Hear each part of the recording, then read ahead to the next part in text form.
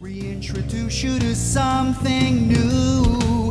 The inner kid, the younger you. Yeah, yeah.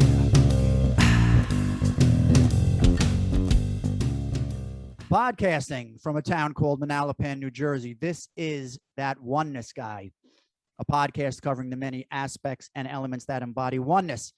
I am your host, Danny Rongo, and yes, I am that Oneness Guy. As an author, singer, songwriter, and a podcaster, I continue to share my message of oneness.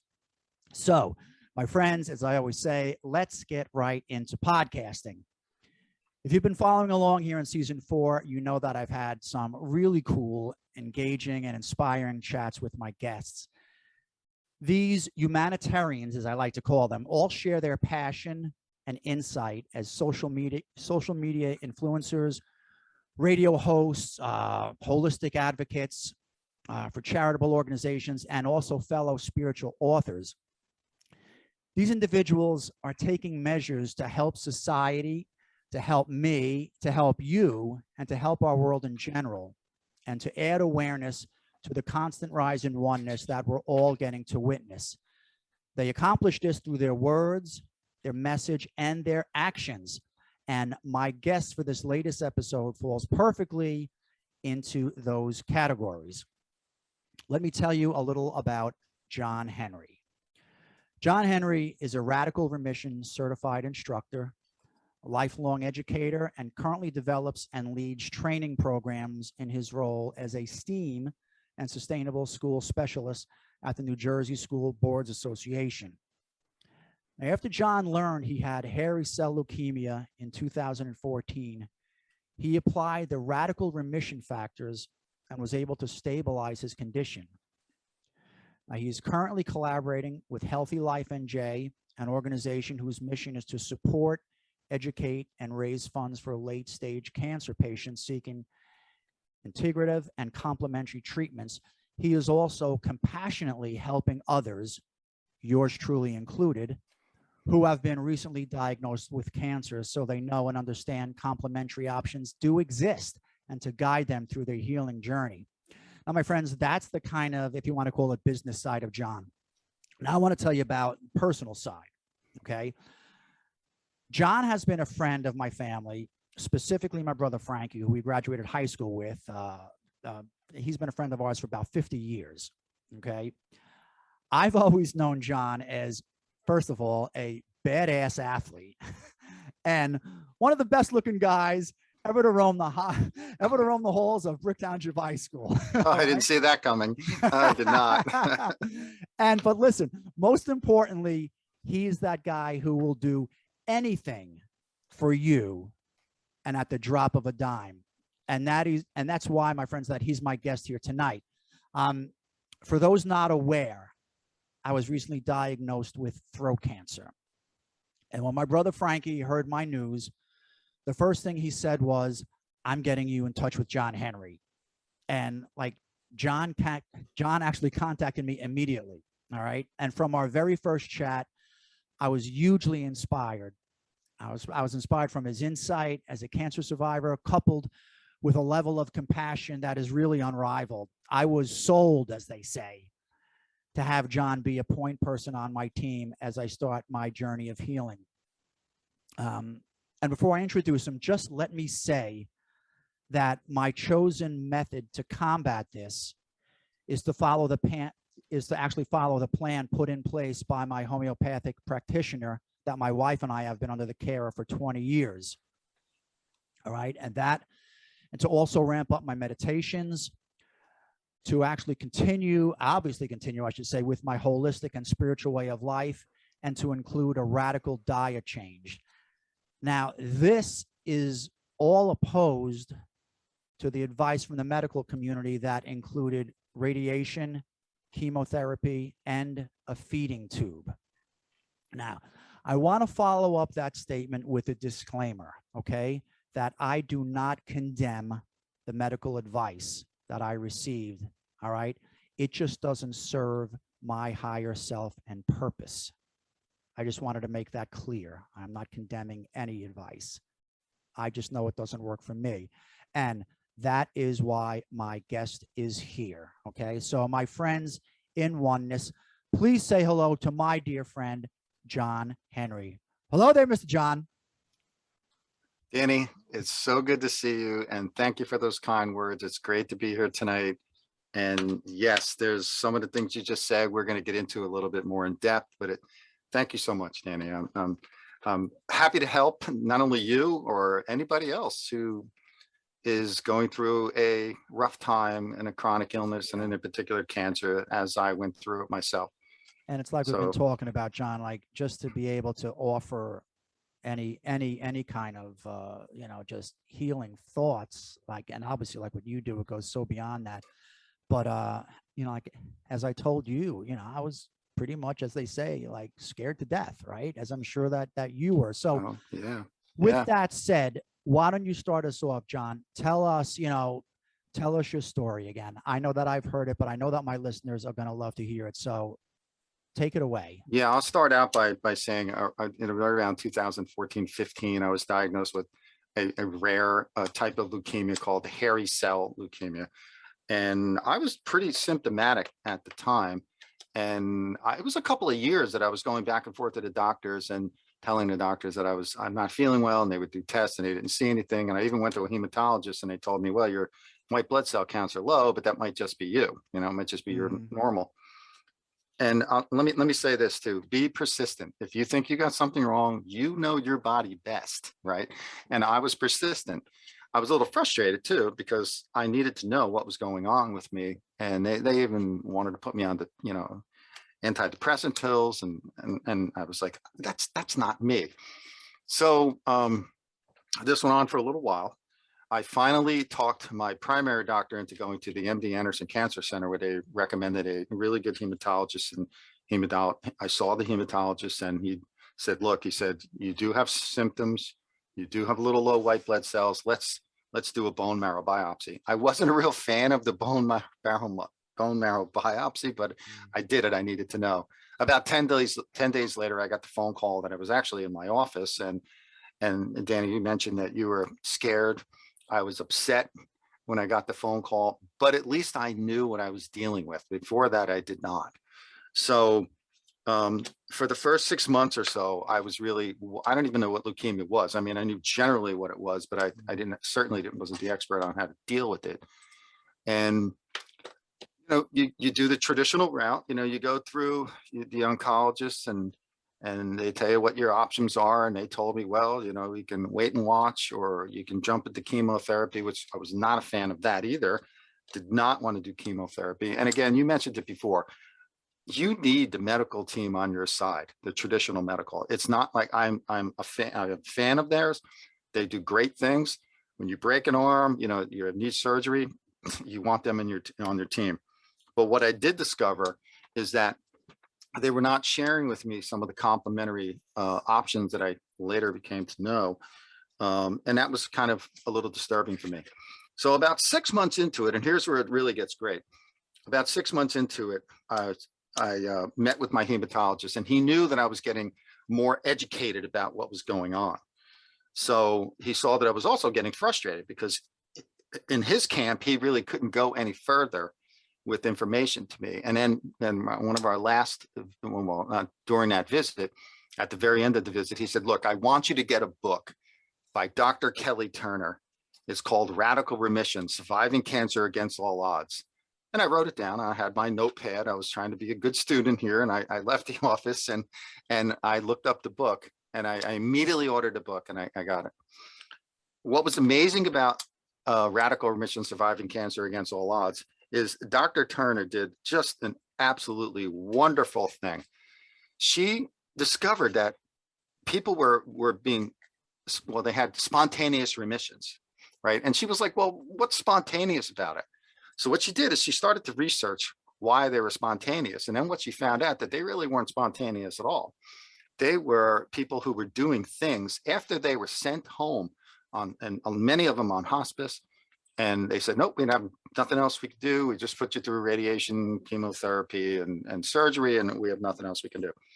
So she went on she did a 10-year research project. She interviewed a lot of patients around the world.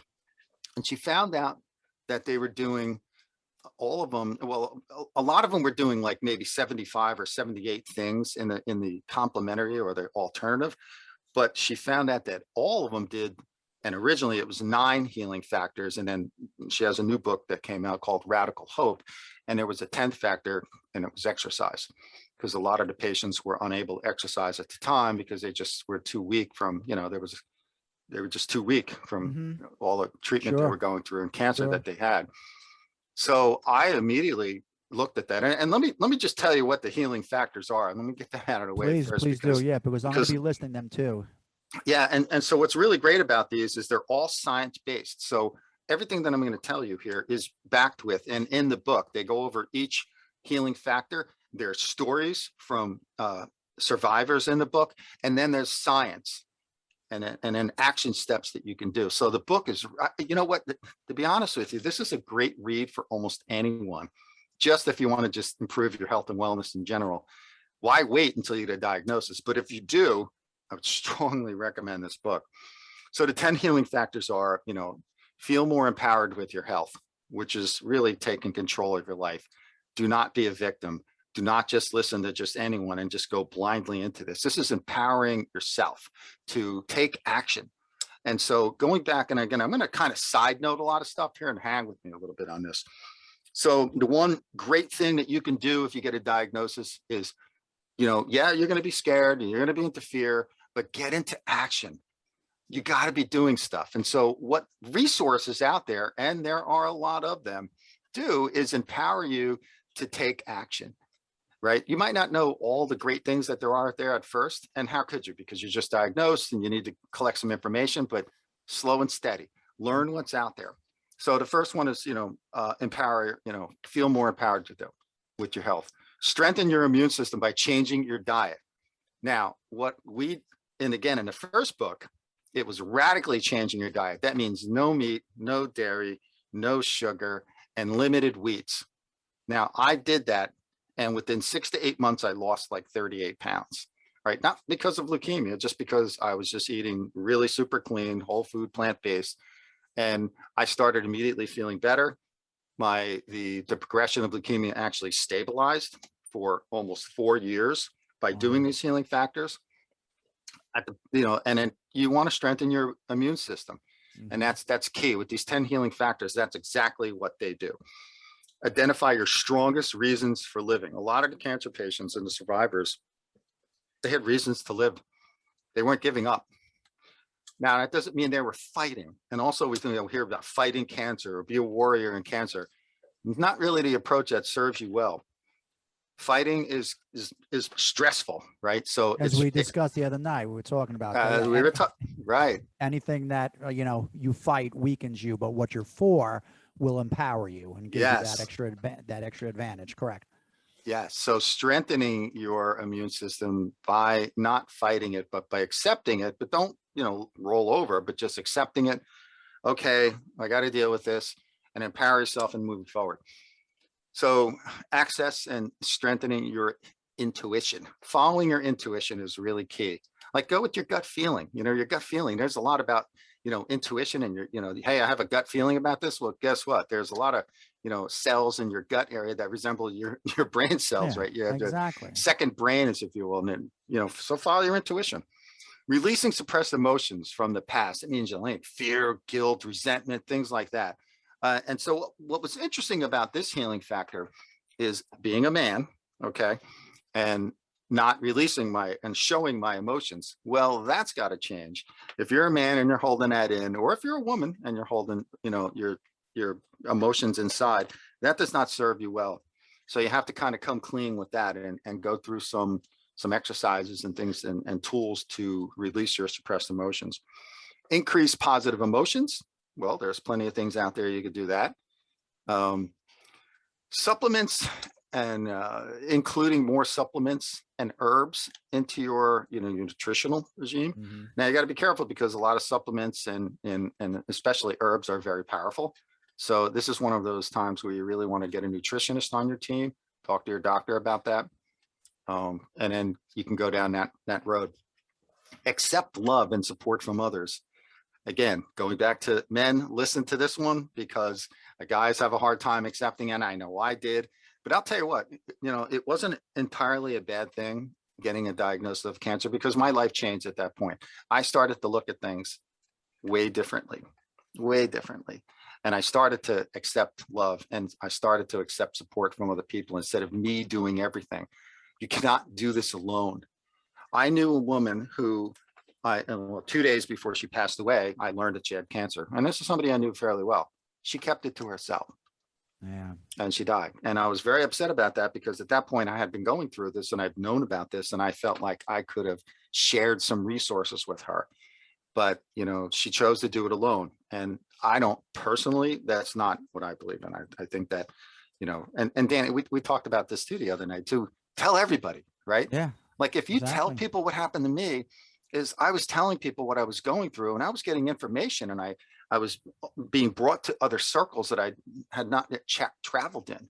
I was meeting people, they were sharing resources, and I was just, kind of absorbing it all in. And it was great. It worked out great. I did not keep my diagnosis to myself. Yeah, because think about it too, John, like the more that we suppress, like this like has to be released in so many ways, obviously, but to suppress, especially when most of society, when they hear these words, it's like viewed as nothing short of a death sentence. Now that's something. Now, how do you just internalize that and then just keep that in? So it just stays bottled in like that? No, man, there has to be a release. Like, John, I feel so good when I speak to you, like I've been telling you, like with this girl who I had on my, like as my last guest, I was telling you about. Lisa did this Chio session on me last night. She's on my team. I'm sharing it. I'm putting it out there, like as we discussed. But boy, to suppress that. One of the quotes that I got from a recent story in Radical Hope was that a person said, passive patients die, noisy patients survive. Right. Think about Right. it. Yeah. Right. Well, because what did they do? They took control of their situation. They asked more questions to the doctors. They just, you can't, I don't know. Again, this is just me speaking. Okay. I don't think you could just sit and just be idle and just listen to anything that the doctor says blindly without questioning it or looking for alternative things that you could do. Well, in my case, while I was waiting, so the cancer can progress. And then eventually, I mean, my oncologist just said, no, there's really nothing else you can do. When your numbers go down low enough, you'll, here's your two options in chemotherapy. And at that point, I looked at him and I was like, really? Is that all he has? Like, I understand the lane that they have to Yeah, stay in. that's I get upsetting, that. man. That's upsetting. It But it really was is. upsetting to me at that point. And then I went to this cancer center for 4 years, and I was grateful to have them, do my blood work and look and see what I was doing and meet with them and discuss what my options were at the time. Eventually, he just said, well, you're doing pretty good. Let's do the yearly visit, and we'll just take blood work. That's how well it was working for me. But when I was going to the center, I would sit in a waiting room and I would watch other patients who were way worse than me, Mm. who did not look good, walking in with walkers and bandanas on, like having help brought in. And I just said, wow, they could be sharing information with that. And I just wish that, someday, we're not there, but I hope someday the traditional medical arena will also offer more complementary. They have some now, and what's there is good, but there's a whole lot more out there that they could really share with patients. And I hope someday it goes that way. I really And do. if it's not that, John, I loved what you told me the other day. Like when I first told you about that, I got, how that last specialist that I went to diagnosed me, and he just spit out his like treatments of radiation, of chemo, and of a potential feeding tube, because my mouth would be and throat would be obliterated where I probably wouldn't be able to eat. So now, like, and your point was like, all right, could you have maybe said something else like, all right, that's what I'm suggesting. With that said, take some time, breathe, sit with this for a little bit. Like, John, even if it was just something along the Anything, compassionate lines like that, anything. Be humane a little bit. You know, really think about what you're telling the person sitting in that chair. It's not you, it's that person in the chair. So you're scaring the hell out of this person, being a man or a woman. So at least maybe try to cover it up a little bit. Give us something, you know, like what you said. Hey, say, listen, there's a lot of options out there. Just take your time. You want to do some research, you know what I mean? Breathe with it. I know it's a lot, you know, just have some compassion. I didn't sense that at all, man. Not at all. No, a lot of them stay in their lane. And, you know, I mean, it's, you know, for me, the nutrition was one of the first things I did. I was able to do it. Like, remember earlier, I just said, get into action. Well, my action step was change my way of eating. And I did. But nobody told me to do that. Not in the Yeah. medical arena. I just did it because, okay, it was something I read and it was something that made sense. Because that's Food, what you like said to yourself. Like you told me, you said, I know I can do this. This I can do. I could can do go this to a right store now. and I could go to, you know, and I could go to a Whole Foods and a Trader and I could buy proper foods for me to ingest. I know I can do this right now. right now. Tonight, Exactly. I can go and change all of that. And you know what? Yes, the nutritional part of this is extremely complicated, but if you keep it simple, like whole food, plant-based, you know, nothing in a bag, box, or can, you know, all organic. So you want to eliminate some, you know, environmental stuff that possibly could be on your foods. You don't want to put that in your body. I mean, if you keep it simple, right, then you could start tonight and you could do your homework and research and then find a eating plan for you. But food is medicine. And that really helped me enormously. So the last factor that Dr. Turner included in her second book called Radical Hope was exercise. And, you know, I mean, again, you always hear it like, oh, exercise, it keeps you healthy. Well, there's a lot of science behind exercise that, you know, which will help. And so even with cancer patients who really don't have a lot of energy or are going through chemotherapy, and by the way, even during chemotherapy, you can still exercise. I'm not talking about going to the gym and lifting, 150 pounds or 400 pounds. I'm talking about just walk, move. Some people who are, you know, almost borderline bedridden, move their arm, do something, get their lymphatic drainage system going, move their body so that they're, you know, they feel that, so they can have those, you know, healing hormones that are going through that are produced when you start to work out and exercise, and then increase your exercise. So exercise was included in the follow-up book called Radical Hope. And I started to exercise the same way, little by little. You know, I started to come back. And so 2 years ago, for example, my weight was around 160 and now I'm about 190.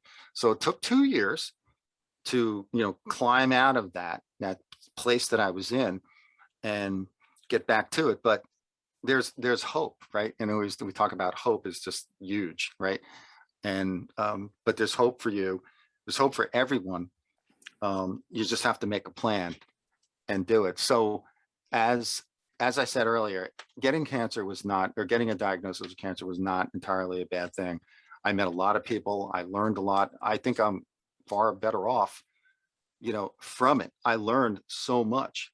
And one big thing too that I learned, and I want to share this because this is really important, is when you get a diagnosis of cancer, you have to reflect and say, well, is there something that I did? Not that you want to make yourself feel bad or guilty, but I kind of reflected on how did this happen? And for about 3 years before the diagnosis, I was really stressed out of my mind. I think, this is just me, again, that the stress caused a lot of it. Because what happens when your body is stressed, Danny, you know, right? Oh, when you're stressed, you like go into it like a like a tightness, right? Everything, like your whole being, your spirit tightens up. Everything. And you know what? Your immune system is compromised. When Absolutely. You're stressed, you cannot heal. When you're in a place of healing and rest and peace and joy and happiness, you can heal. Your body produces different hormones when that happens. It produces different hormones when, you know, you're fight and flight mode, right? When you need those stress hormones when you want to get out of danger, but they can't be chronic. If they're chronic, then, you know, you may compromise your immune system enough that something will manifest in your body. And for me, I think a lot of it was stress. Could have been environmental, could have been something I've been eating or exposed to over the years. It could have been, but I think at that time, that point in my life, you know, I'm looking at that stress really did a lot. So what I learned a lot is how to de-stress, how to balance your life, right? I no longer could be that stressed and survive. I knew that I had to make some changes. So I'm like hoping like along those lines, John, because as I've told you, I feel that my biggest culprit was and has been up until this time has been my inability to corral and harness my own fears that I let get the best of me and run with me.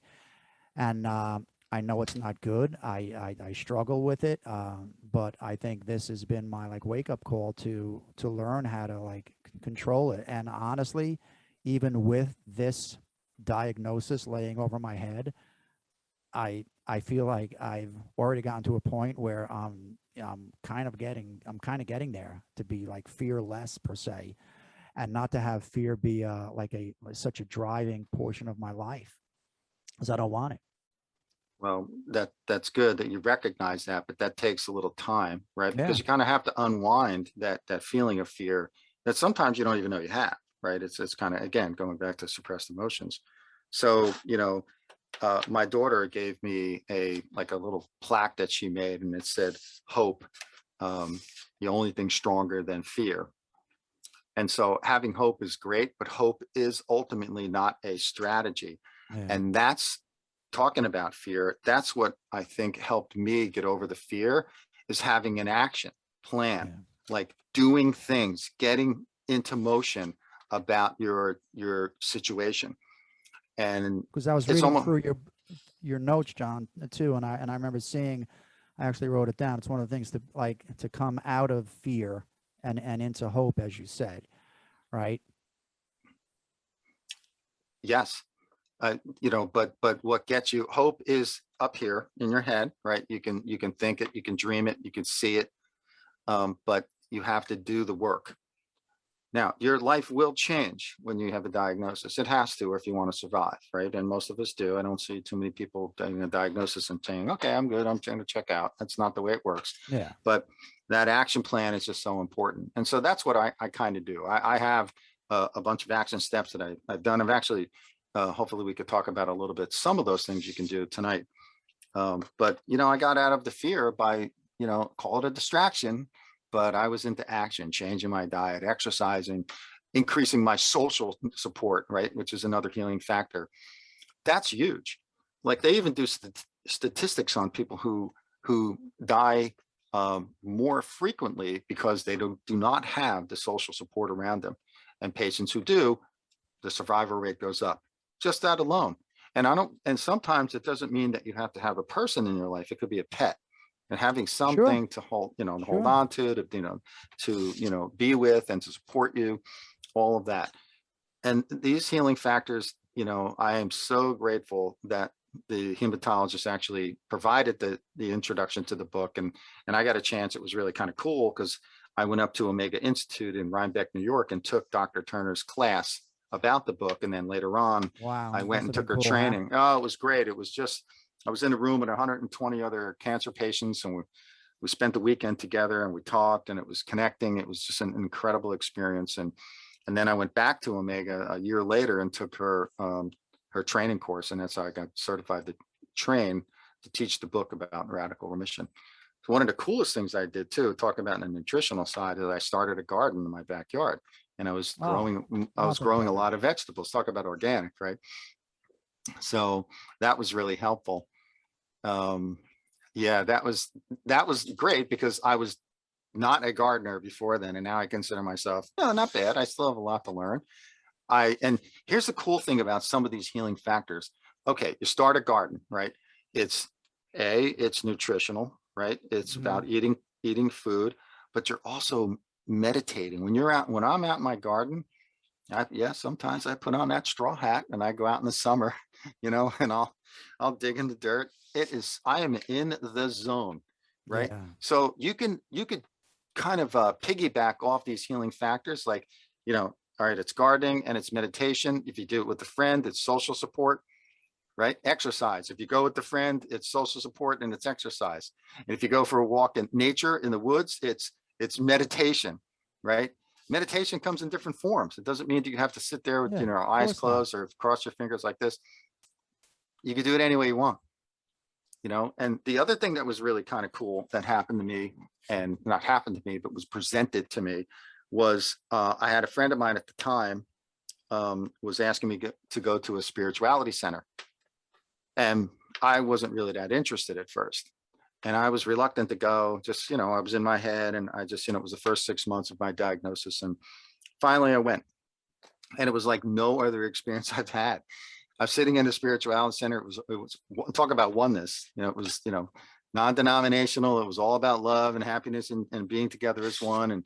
Um, and I sat there, and when I was listening to the Reverend, and I broke down in tears, and I had to leave the room because it was like she was talking to me at Yep. that exact time. It was no accident why I was in that room. It was It no was all accident. for you. It was all for me, and at least that's how I thought of it. But it was Of at that course, you're time supposed to. I went back into the room, and I got my composure. I said, "Whoa!" And I've been going ever since. Yeah. It was just an amazing experience for me. You know, because I wanted to ask you too, like along those lines. Obviously, you know, like you put so much time and effort into building your team, building your support system, building your plan in place and stuff like that. That was some obviously because of my moniker here is that oneness guy. I wanted you to really, you know, like tell us like how you developed more from from a spiritual standpoint throughout this, because I can tell that it already did.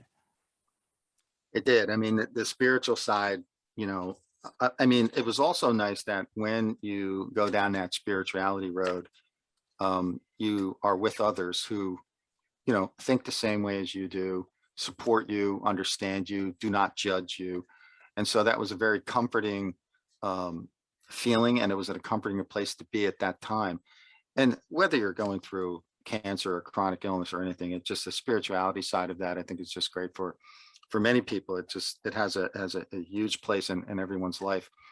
Um, you know, I mean, again, the meditation was big, but the meditation could be combined with spirituality as a big component of that as well in there. And there's just some of the things that I did. I started to meditate. I started to, the frequent the spirituality center. I was hanging out with people that were like-minded and were supportive. And the other thing I did, and this goes to everybody out there, if you have some toxic people in your life, they have to go. They have to go.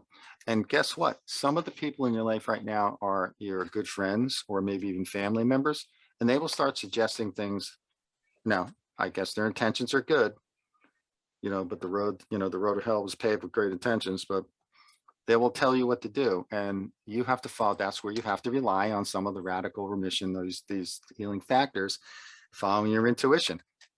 Is what this person's saying good for you, or is it just because they Yeah. think you should not opt into chemo, or you should opt into chemo before you want to try anything holistic? Yeah. So, at that point, you have to make some decisions with your diagnosis. And yes, there's a lot of decisions to be made. But I'll tell you, because I've obviously been experiencing that too, because now, you know, like the more that the word about my own story gets out there, uh, I'd have to say it's probably about 80% to 20%, 80% being like the people who are just like, Danny, we know you, we know how strong you are spiritually, and you're going to find your way through this.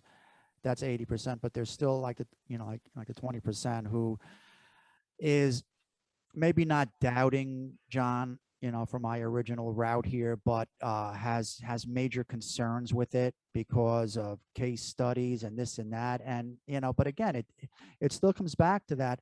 They're not me.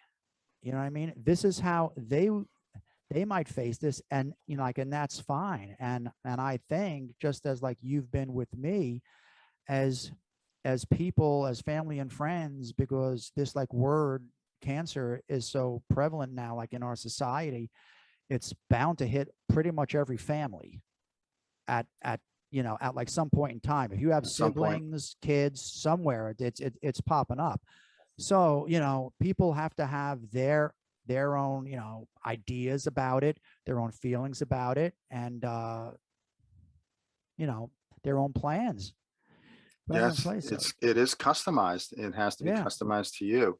It's interesting because, with the going back a little bit to the spirituality, and what was important to me is I was able to embrace my feelings and emotions more. I started to realize that there was a lot more depth to me than I originally thought. Mm. And it's interesting because out of the 10 healing factors, 7 of them are dealing with emotions and feelings, right? So, and the other 3 are exercise, nutrition, supplements, and herbs, right? Changing diet, rather nutritional, Think about it, which is interesting Yeah. because look at you, Danny, you're an emotional guy, the oneness guy, right? Yeah. You believe in those things. The other thing too is the power of belief is so strong. Like Mhm. you can't go into a diagnosis and believe that, and again, going back to that fear, if you start to believe that there's a possibility I could die here. Well, even if you look at some of the statistics in your particular case or your particular cancer, all right, well, there's a certain amount of people that survive, right? Why can't you be one of them?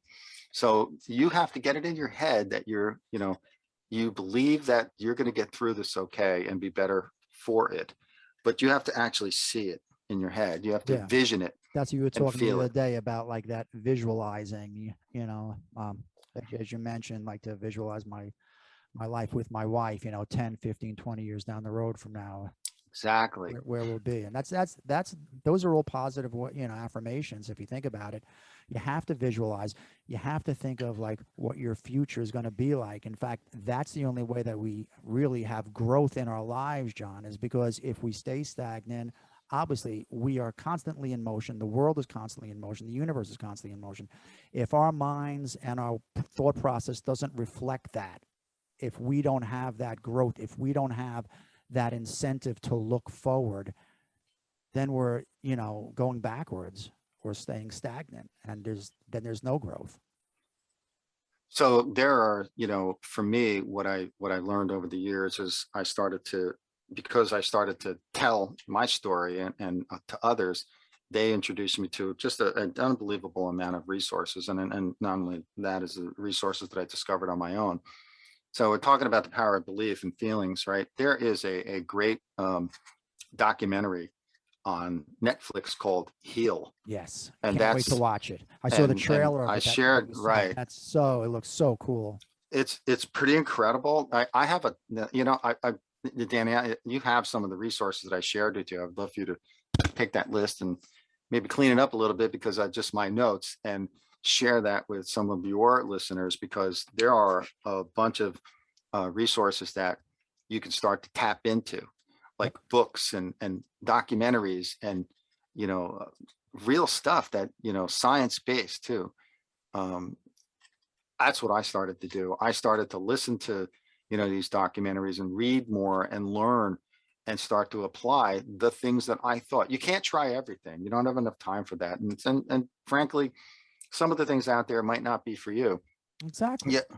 The other thing I learned too is, some of the insurance doesn't pay for a lot of the Yeah, alternative. that too. So that, Then what do you do negates with that, anyone's right? plans. Exactly. But you have to look at it and make a decision. How much money are you going to spend out of your pocket? How much can you afford, right? How much will be covered by insurance? Yeah. And then there's a lot of things that don't cost money, like going for a walk and hitting like meditation and exercise doesn't cost a thing except your time. Doesn't cost a thing. To No, quiet so the mind, to like take those actual measures for yourself. Yeah. Read a book, right, as my wife just said behind me. Yeah. yeah, right. We'll read a Think book about it. and spend Yeah. some time, and learn and then start to implement. But even like a lot of people say, oh, I can't go organic because it's too much money. Well, guess what? When you're eliminating food that's not good for you, all the processed foods and some of the meats, things like that, that might have hormones in them and all that kind of stuff, you are not spending money on those things anymore. You're spending money on really healthy, organic, whole foods. And that's so for me, it didn't cost me any more money to go organic. I just eliminated some stuff that I Some used of to the other buy. stuff that I used to buy. Yeah. Of course. And another thing too about, I know we're bouncing around a little bit. That's why it's conversational, right? So Fine. Fine. No um, problem. in a nutritional category, I was doing a lot of blending and smoothies in the beginning, and I was Okay. doing mostly raw. And the reason why is because I was getting the most amount of nutrition I was drinking my vegetables that way. Yeah. I mean, I would eat, of course, too, but I was probably doing about 80% raw in a blender. I got a Vitamix, really good blender. How were your results from that, John? They were great.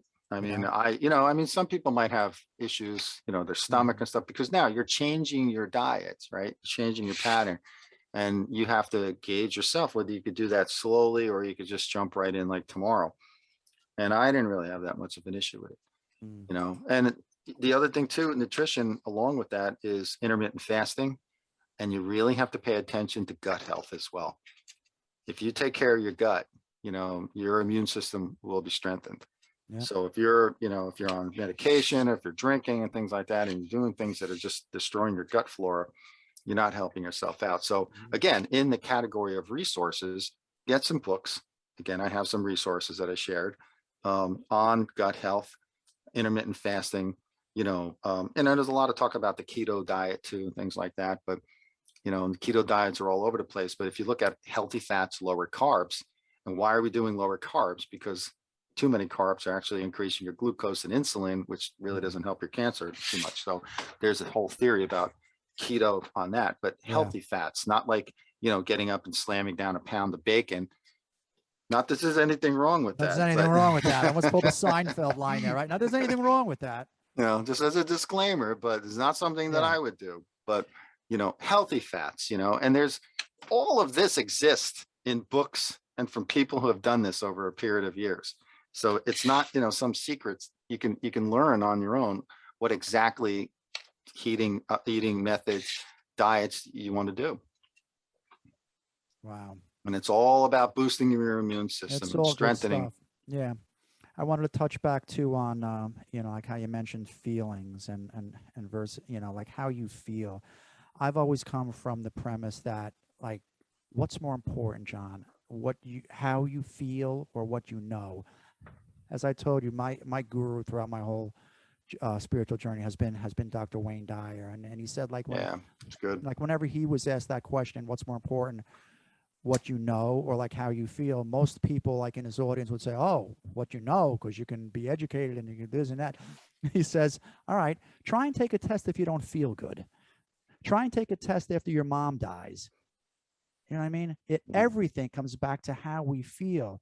And that resonates with our bodies, and especially through our energies. We are beings of energy, as my listeners know. I tout all the time. I mentioned before we went on the air about my Chio session last night, the energy that I felt with that. As I'm starting to go day by day through this new journey of mine, like I'm feeling more, like I'm being receptive to things that I have not been in the past, which is something that you told me about on one of our first conversations.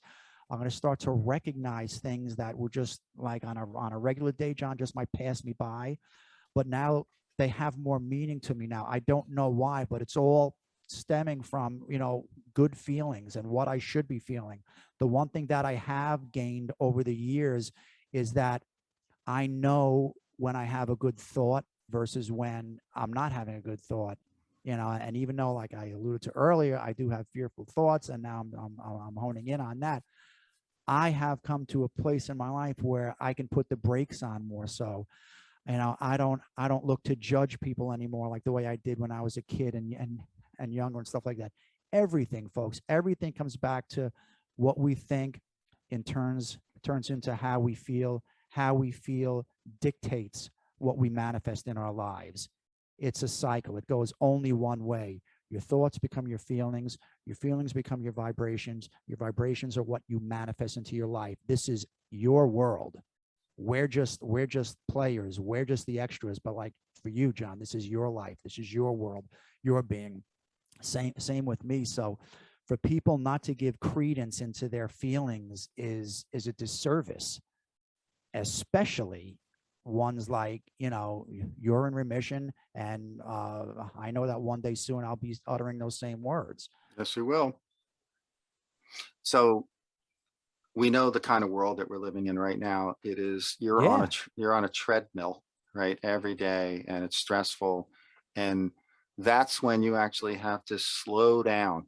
there was a time in my life that I was kind of like emotionless. I was like emotion neutral, right? Where I was going through all this stuff, right? Even before a diagnosis. And it's amazing how you have to awaken, right? And by awakening, you have to be in the moment. You have to live in the moment, not thinking about what I'm going to do tomorrow, Exactly. or worry about the past. If you're living in the past, it's going to be really difficult to heal Very because difficult. you're living in the past and past events, and you're thinking about things that you didn't do right, or was, oh, this or that or the other thing. No, get out of that. Live Gone. in the It's moment. over. We only have right now. Yeah. And it could be something simple as like getting up on a Sunday morning or every morning, for any morning for that matter, and making yourself a cup of tea or coffee and being in the moment and looking out a window and just focusing on that moment alone. And make more moments like that during your Yep. day. Yes, we have to drive to work or get online and go to work and stuff, and you're focused on that. Yes, but it's important to slow down that kind of treadmill pace and be Yeah. on the hamster wheel in And order it's to. sad how usually, for most people to get to that point where they do start to notice the little things, as they say, in life that are so important, but it usually takes something, bad to like almost make us stop. You know what I mean? And stop and smell the roses, as they say, right? There's just a whole bunch of sayings about it, but it's sad that we have to get driven to this point. Most of society, before we say, all right, wait a second, there's beauty out there, and that's not a bad thing for us to recognize it. But it would be so nice if it didn't always take something so dire or so dark. Yeah, but that's that's what a lot of us do. That's what Yeah, I did too. It took a 2x4 over my head with a diagnosis to say, okay, there's more to life than what I was doing. yeah, But I mean, you can look at a diagnosis that way too. Is it's the universe saying it's time for you to yeah, check out your life. What are exactly. you doing, and how could you change? It's time to change, Yep. And and if John, that's what you have yep, to do. I've always said too, like my listeners know, there are no accidents in a perfect universe. Mm, And like oneness, we like practice acceptance. Now, acceptance doesn't mean that you necessarily agree with like what's going on in the world, because there's a lot of darkness in the world. Acceptance means that you see it through the eyes of oneness, is how I like to term it. Because I don't yeah. necessarily have to agree with everything, but I will not judge it. I will look at it, I like to say, through the eyes of oneness, so I accept it for what it is. That alone has helped me relieve so much stress out of my life over the years. Just having that one word, acceptance. I always say life just is. People think it's right or wrong. No, that implies judgment. I say life just is, period. Leave it at that. Yeah, there's a quote that I'm going to read. It's in about cancer. So cancer is about a journey to teach us many things about ourselves. It really forces us to examine how we are living, how to be and discover Wow. who we really are. And that is by an energy healer by Danita Saletta. Oh, And nice. and if you take a look at that and you kind of unpack that sentence, and what it really means is, okay, like you have to examine. You don't, again, you said it before, you don't have to get a diagnosis to examine how you're living. Yeah. Take a look at it now. Is this making you happy? Is that making you happy? Of all the stuff you own making you happy? Of all the countless hours that you're putting in? Sometimes you just have to say, let's examine this. I want to examine my life and see if this is really what I want to be doing. Yeah. And I know sometimes, you got bills to pay and things like that. But again, if you don't like what you're doing, make the plan to get out of it, right? Before you get a diagnosis, and then it's going to blow up. Yeah. And then trust me, you will examine your life after you get a diagnosis, but you don't have to wait. So, this journey called cancer, it's a process, and it takes Yeah. time, and But it's and here for a reason, you know what I it's mean? And it like showed up in your life, showed up in my life, would I have rather it not? Right now I would probably still say I wish it didn't, but as I go through this journey, like after experiencing what I did last night in that Chio session, and what I know I'm going to experience going forward with, just speaking with you and all the other love and positive people who are coming to my life, it's a blessing, you know? Yeah. And I'm starting to sense that, because like what you told me, like, this is gonna help, define me to a degree later on, because I'm going to use this as a way to reach more people, and more importantly, to help more people. When you get a diagnosis of cancer, you have a choice. It can bring out the worst in you, or it can bring out the best in you. And I Yeah, have a funny feeling, Daniel, like you and me, like, I think it brought out the best, because we want to help people.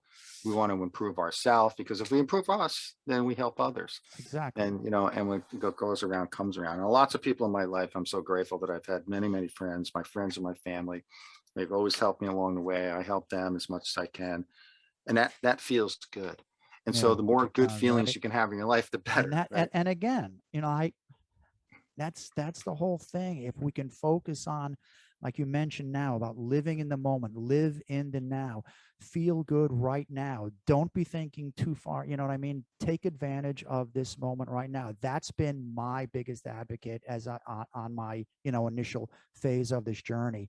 Like, I'm really focusing on, like, any given moment, if I'm at school with my kids, or like if I'm in the car and I'm listening to Kelly Turner's book, or talking to you, or talking to someone else, like, well, I'm just focusing on the positivity that's like in my life now. And it's inspiring, to say the least, John. It really is. It's inspiring. Yeah, it really is. But those resources like Radical Remission, the Radical Remission Project. By Yeah. the way, you can just look that up, Radical Remission Project, and you'll Yeah. find all the Oh, well, I'm going to information. be posting everything, like I said here. This like podcast is going to be out in the podcast world for people to listen to, but I'm also going to share the YouTube version of this, where, as you see right here below our screen, I'm going to be putting stuff all down here. Like, every time you say something, or a book, or a reference, I like to highlight everything, so that gives people more visual. I flash things in, and have captions, etc. But so So, listen, I would like to right now, I want to do something that I've been doing with my guests on my podcast, and I have to include you with this as well too. Rutro. Rutro. All right. And Oh, I'm just it's kidding. it's a question. It's just a simple question, but it's John. And here's the beauty of it: everyone has their own spin on it. And what I plan on doing is, maybe after about 2 or 3 more of these answers, I'm going to compile everyone's answers, and I'm going to make one hell of a cool video out of it. Oh, All cool. right. So I'm going to ask you a question. You can answer it as simply or as lengthy as you want. It doesn't make a difference, but I just want your heart. All right. You ready? As I'm ever going to be, The question is this, John. The question is this: why oneness? because that's all there is. We are connected on every level in Right. this universe. We're together, whether it's on this planet or in the energy that's all around us. Right. And we are not compartmentalized. Although we might be on different towns, different places, we are all connected. We are all connected. And if everyone would just get their hands around that, that's my mantra. That's like my objective is, there's been too much separation that started millennia ago. That's a whole book's worth. But it's still in place, and it's still in place for one reason, because we as species, we as this race, the human race, we mostly believe that we are separate from one another, and separate from your source, or your God, whatever you want to call that entity. We feel that we're not attainable of it. We feel that we're not one with it. And it's that separateness that just divides us, and it keeps religions in place, that this is the right way you should think, this is the wrong way you should think. It keeps greed in place. It keeps so many factors that really hamper our lives here. But separation is big. But yeah, we are all one, brother. You know that. Yeah. So I'll give you just an expand on that. In my professional work, as Sure. I work as the sustainability specialist for the New Jersey School Boards Association, and I've been in that field for a long time. And take a look at our planet. Like, we know that people are kind of trashing our planet in a big way. We Yeah. hear climate change, we hear all these These not so good things happening.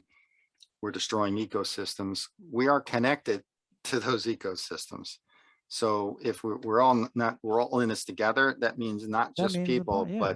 but places, ecosystems, and the species that live there. And once we start to disrespect those things, just like we disrespect each other at times, okay, sometimes big time, it breaks down.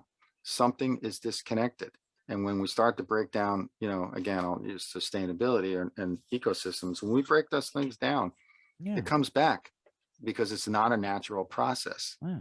We have to be smarter And that's about on the the way that macro version of it all, right? Right, Of right. course, but it has to be sustainable. We have to be able to understand that we are one, obviously, with this house of ours, this planet, this blue sphere, and as I like to call it, hurtling through space at dizzying speeds. We are one with this. It's a gift. This is a Yeah. gift to us. And how we treat each other and how we treat the gift that we reside on is totally in our hands. Yeah, it is. So, brother, do me a favor.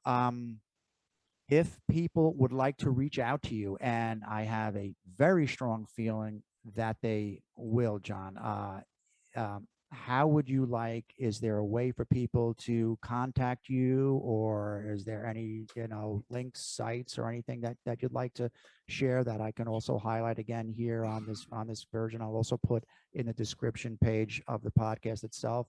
If someone wants to contact you, how can they, in other words? You can provide my email. Okay. Okay. The henryjohn37@gmail.com. Okay. You can post that. Sure. Please reach out, provide some resources or specific questions. I mean, we only, just really touched the surface of what can be done. Of course. There's a lot more resources that are out there, and a lot more conversations that can be had, but it was good to just, kind of free flow with talk tonight and, tell my story a little bit. And, and now, you're on your journey as well. Yeah. And you're putting together your team and your non-negotiables and things like that. Yeah. And you're part of it, brother. Yeah. And you know what? And I always tell people, like, the first step is to make a commitment that you want to live and you want to heal. Yeah. Right. And then you start to look at what are the things that you need to do, reflect on what you may have caused this and why you're in this situation, and change some things up, and then move forward with your action plan. Absolutely. But John, listen, man, I cannot thank you enough. Like, you're my brother, man. I appreciate it. Ditto. Again, I am so very blessed to have you in my corner. I love you. I thank you. It's been awesome, man. But really, please. Thank you for what you do. But love you too, Danny, and your whole family. They're wonderful. Frankie too. Yeah. We'll include Frankie. I haven't seen him in a while. Exactly. He's Coach Frankie. He's going to be watching this. With that said, my friends, I want to thank you again for listening to the podcast that I'm calling That Oneness Guy. This has been episode number 38. An interview with Radical Remission Certified Instructor and my dear friend, John Henry. If you've liked what you've been listening to, please take a moment to subscribe to this feed. You can find That Oneness Guy on any and all of your favorite podcasting sites and apps. For my YouTube friends, I ask you to please subscribe to my channel. You'll find the link right here, subscribe. And that includes all of my podcasts, my vlogs, and all of the many music videos, interviews, and performances. So please do subscribe. You just got to search for That Oneness Guy. And my social media friends, that I am still having, I'm still active, I should say, on Twitter, LinkedIn, and Instagram. Just search for That Oneness Guy. And my final reminder is about my sites. For my first book, please visit iamgodbook.com. And for all things Danny Rongo, music included, that's dannyrongo.com. And most recently, like I mentioned earlier, my podcast and everything else are on thatonenessguy.com. And my latest book is The Ways of Oneness, Helping to Navigate Life, is now available on Amazon in a Kindle version. So please, by all means, my friends, visit amazon.com and search my book and you will find it. So for now, again, my name is Danny Rongo. I am That Oneness Guy. Please look for my next show. And until then, as always, I send you peace, love, light, and continued oneness. Namaste. You went and found the younger you. It's still right here. It isn't gone. It's how you think just to turn it on. The feelings, thoughts, oh yes, it's true. It's here right now, the younger you. Go back and get the younger you, yeah!